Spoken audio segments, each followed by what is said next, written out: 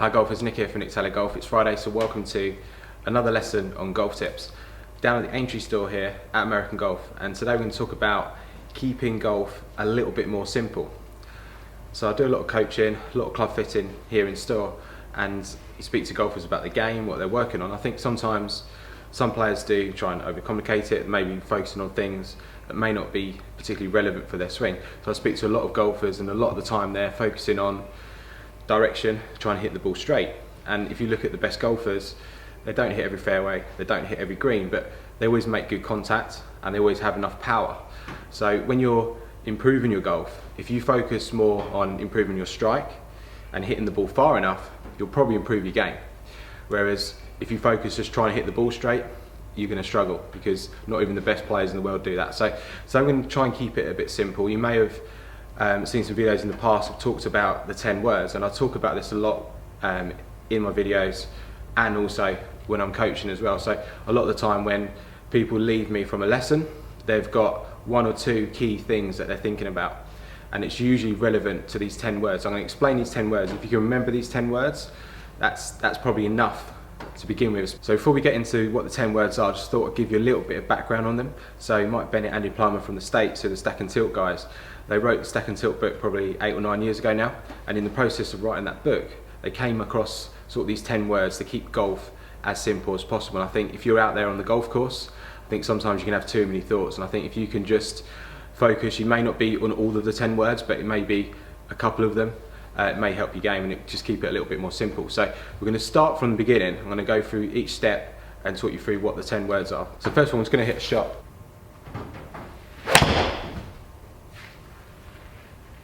Okay, so what are the first two words? So the first two words are weight forward. So when we talk about weight forward, we talk about where it is at the setup, but probably more importantly at the finish. If you look at the best golfers through time, every player finishes as a right-handed golfer with the weight on the left. Every player that's played the game to a good level finishes the weight on the left. So at setup, the first thing we do is actually set up, and when we position our weight with the lower body, we just set it very slightly on the left. So what I'll say to a lot of golfers is, as you set up, just bump sort of your belt about an inch forward towards the target. That just presets sort of 5% of that weight slightly on the left. So that's presetting the weight slightly forward.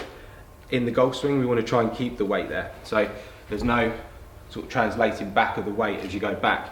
We set up with the weight slightly forward, maintain it there, and move it further forward into the finish. So the first two words are weight forward, set up with the weight slightly on the left, keep it there in the backswing, and move it forward into the finish.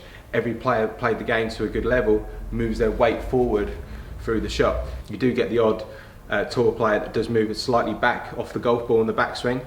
There's a few that do that, but what they manage to do consistently and quick enough is get their weight back to the left by the time they hit the golf ball and into the finish. If you look at impact positions of the best golfers, their weight is on the left at impact and on the finish. So first two words, weight forward. Second two words are starting to build the golf swing now, and how we move the body. Now, it's very important that as we play golf on an angle, we move our body on an angle. So you can see how my shoulders are turning here at an angle. We want our shoulders turning at a right angle to the amount we're tilted over. So if we're tilted over this amount, we want the shoulders turning at a right angle to the amount we've tilted over. So the second two words are relationship to the shoulders. So in the golf swing, we set up with the weight slightly on the left, and then as we move back, we're feeling the left shoulder moving under the chin. So I see a lot of golfers day in, day out, and the way they turn in the backswing is with their left shoulder, it pulls more across this way. So their shoulders turn more level to the ground, when the best players turn them on an angle. So the second two words are shoulder down. So as you swing back, the left shoulder moves sort of under the chin. Very important, keep an eye on your head position. You want the head looking at the ball. I see too many golfers with their head up and their shoulders turning too level, and that makes it very difficult to strike the golf ball consistently.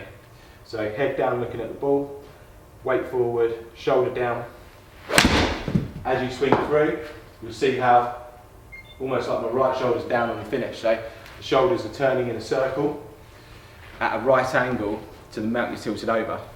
So the second two words are shoulder down, and that's in the backswing and in the follow through. So weight forward, shoulder down. The next two words are relationships to what the hands are doing. So as I've explained before, the golf club is at an angle to the ground. It's not completely upright or vertical. If the club was vertical, the natural plane angle would move up and down the target line in a straight line. The club head would move up and down the target line. But as we know, the club head moves around the body, and that's because the golf club is at an angle to the ground. So the natural plane angle is an arc or a circle on the ground which moves around the body. So when we were talking about the next two words, we're talking about what the hands do. So as we swing back, the hands don't move out, they don't move in a straight line, they move inwards into the body. So hands are in as you swing back, and it's the same on the follow through. So as you go through, the hands now are moving round to the left. So the hands don't move down the target line, they certainly don't move out to the right. See that a lot day in, day out. Golfers that maybe they're trying to draw the ball, stop slicing, they try and swing out to the right, and that will have issues with contact and direction. Most important thing is when you swing is you're keeping the club moving around the body. Okay? On the backswing, the hands move into the body, and on the follow through, the hands move in. So by the time I get to this sort of position on the follow through, my hand should be out of view of the camera. So it's moving around the body. I'm not trying to swing the hands down the target line. So far we've got weight forward, shoulder down, hands in. So hands in on the backswing and on the follow through. So sit shot, so the hands and the club moving in and back in on the way through. So weight forward, shoulder down, hands in.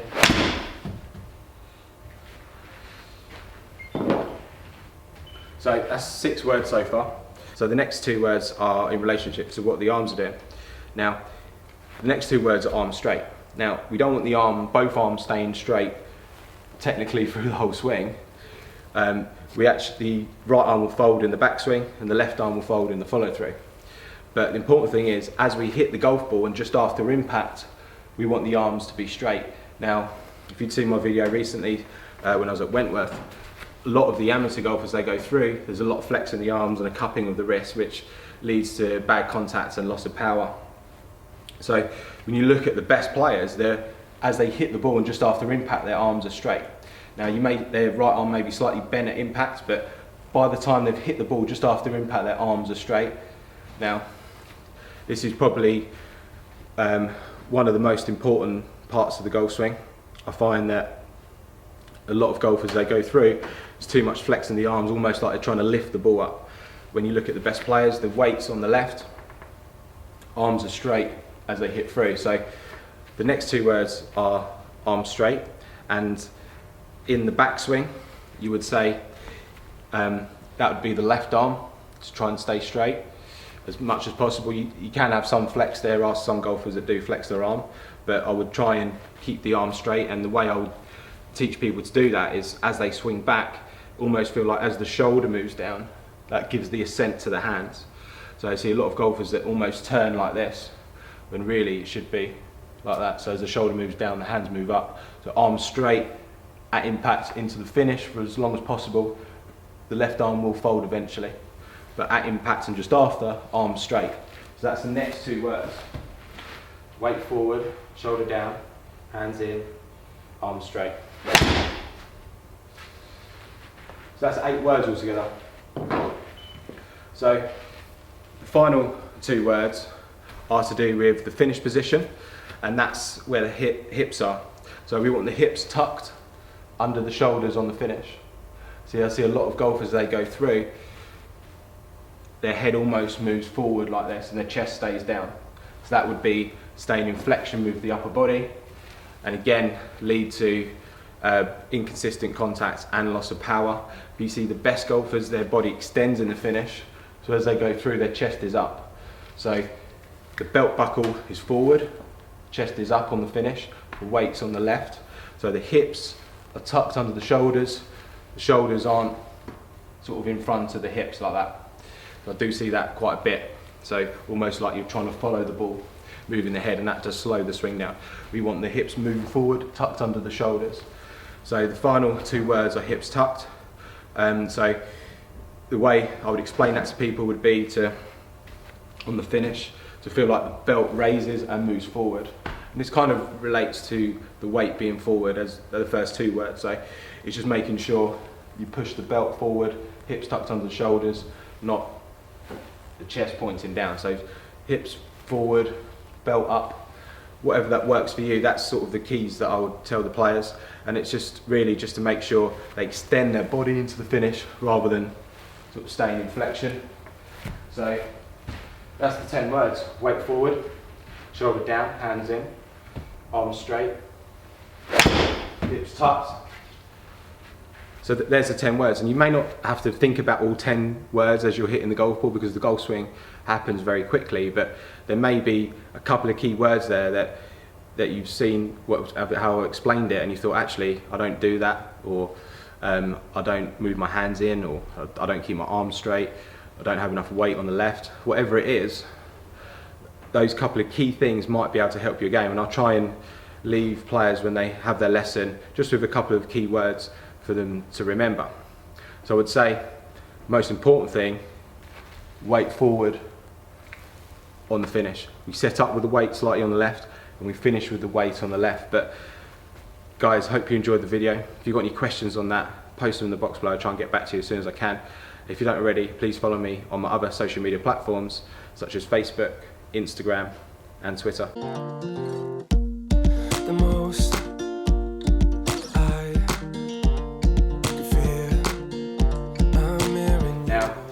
I see a lot of golfers day in, day out, and the way they turn is they move their right shoulder. Third key word. Jot it down. The swing moves around the body in an arc or a circle. So 5.6 yards carry.